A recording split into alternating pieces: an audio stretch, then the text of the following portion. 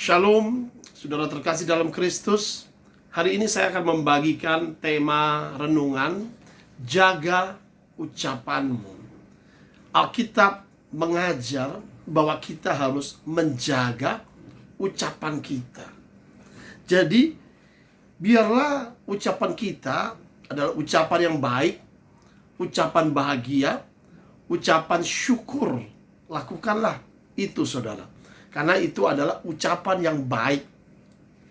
Sebagai contoh, apabila kita ucapan ini bukan hanya melalui ucapan secara verbal, tapi juga secara tertulis atau juga melalui medsos, melalui chat pribadi, melalui WA, melalui grup WA, melalui sosmed. Apabila kita mengucapkan selamat ulang tahun, itu adalah ucapan yang bahagia. Selamat menempuh hidup yang baru. Lalu ucapan doa, ya, mendoakan dalam ucapan kiranya Tuhan memberkati dengan panjang umur, dengan kesehatan, dengan kesejahteraan, ya. Yesus juga ada ucapan bahagia yang mengucapkan hal-hal yang baik. Berbahagialah orang yang suci hatinya, mereka akan melihat Allah. Berbahagialah, berbahagialah. Itulah ucapan bahagia. Nah, namun saudara, ucapan yang tidak baik, misalnya mengutuk, cacian, makian, hujatan, fitnah, ujaran, kebencian. Ucapan seperti ini melukai orang lain. Ucapan seperti ini melukai sesama manusia. Tetapi ucapan yang bahagia membuat orang lain berbahagia, saudara. Maka itu firman Tuhan yang saya bawa adalah dari Injil Matius pasal 12 ayat 37. Demikian bunyinya firman Tuhan, karena menurut ucapanmu engkau akan dibenarkan, dan menurut ucapanmu engkau akan dihukum, ya. Karena menurut ucapanmu engkau akan dibenarkan, menurut ucapanmu engkau akan dihukum. Berarti saudara terkasih dalam Kristus, apabila ucapan kita baik, ucapan bahagia, Tuhan akan memberikan upah atas ucapan kita. Ucapan yang memberi semangat kepada orang lain. Ucapan kita membawa kebaikan kepada orang lain, memberikan semangat, ya. Ucapan doa tentu kita akan dibenarkan oleh Tuhan. Maka itu perhatikan bahwa ucapan kita ini direkam di surga. Kita tidak bisa mengelak. Tetapi apabila ucapan kita ini caci makian, ucapan sembrono, perkataan yang kasar, ucapan yang membawa katakanlah ujaran kebencian atau kutukan kepada orang lain, bukan ucapan berkat, maka kita akan menerima hukuman atas ucapan kita. Jadi betapa saudara terkasih dalam Kristus, ucapan ini berbahaya. Artinya waspadalah dan hati-hati kita berucap maupun secara chatting. Jangan sampai ucapan kita ini membawa kepada dosa maut. Kata Tuhan demikian, ya, aku berkata kepadamu, jika engkau marah dan berkata kepada salah satu saudaramu atau temanmu sesama manusia kafir atau jahil, itu bisa dilempar ke neraka yang menyala-nyala melalui ucapan saja. Bayangkan saudara kalau melalui ucapan dilempar ke neraka, ya. Jadi saudara terkasih dalam Kristus, demikian firman Tuhan dalam Matius 12 ayat 36.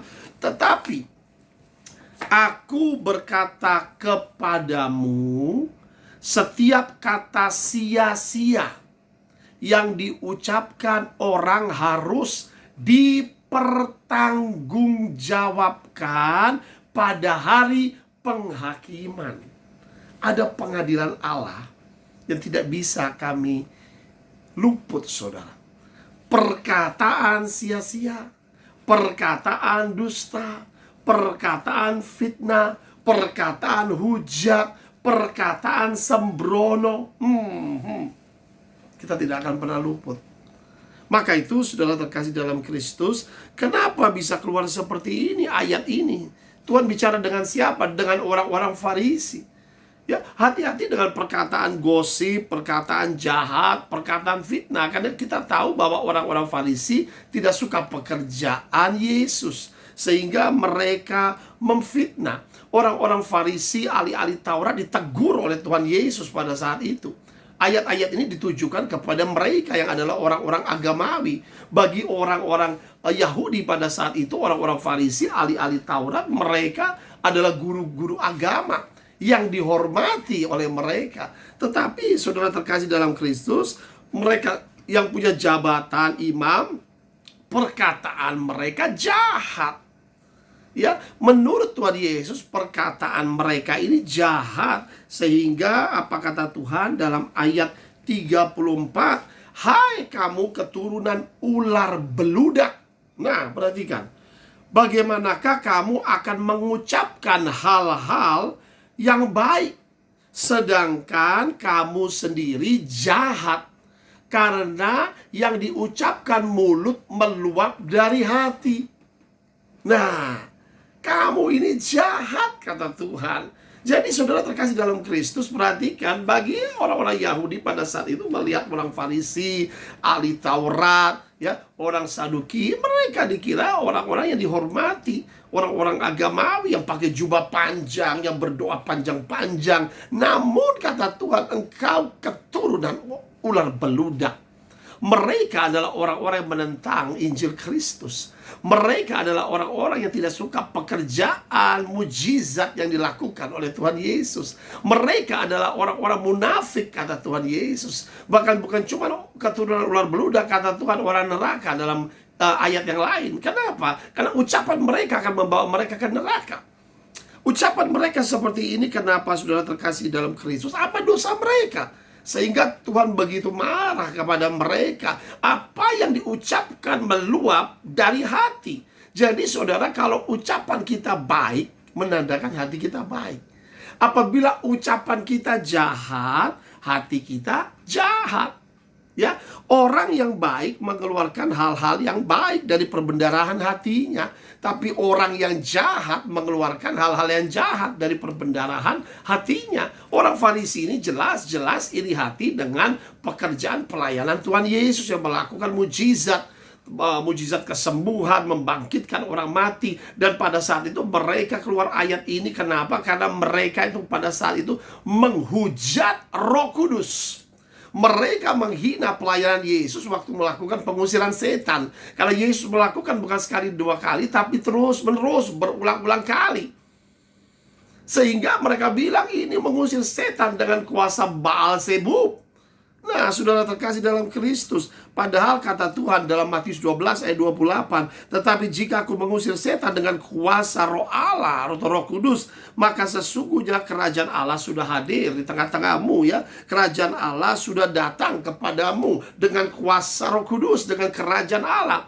Nah, itulah dikatakan segala hujat kepada manusia bisa diampuni, tetapi hujat kepada Roh Kudus tidak bisa diampuni. Sekarang atau di kemudian kali tidak bisa sampai kapanpun, ya. Jadi itu hujat yang dilakukan adalah sebab itu ayat 31, aku berkata kepadamu segala dosa dan hujat manusia akan diampuni, tetapi hujat terhadap Roh Kudus tidak akan diampuni.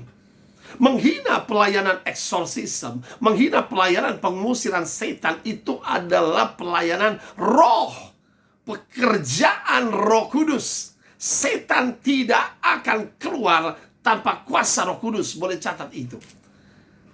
Setiap manifestasi terjadi itu karena pekerjaan Roh Kudus. Yang mau melepaskan Roh Kudus, bukan hamba Tuhan yang mau melepaskan, saudara.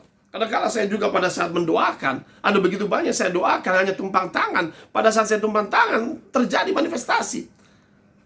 Kenapa? Roh Kudus mau melepaskan. Karena Allah mengasihi orang itu, terikat, terbelenggu oleh kuasa kegelapan. Jadi sudah terkasih dalam Kristus, demikianlah.